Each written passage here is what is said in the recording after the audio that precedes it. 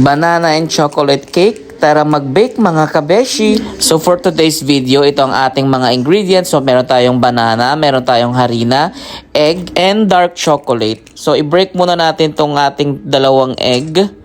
So ayan. And then next, paghalo-haloin lang natin. So, imekos-mekos mabuti.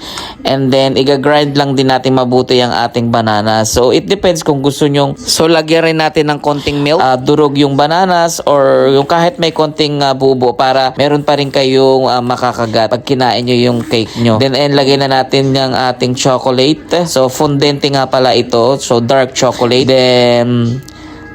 Then lagyan din natin ang ating kartaforno para hindi dumikit sa ating pan. Pwede isa pang option gawin yung mga kabeshi. So pwede rin nyo rin siyang pahiran ng butter para hindi kumapit ang ating cake. And now ilalagay na natin ang ating minekos-mekos na cake with banana. So as you can see, hindi ko masyadong dinurog para meron tayong mapi-feel na banana habang kinakain natin ang ating cake.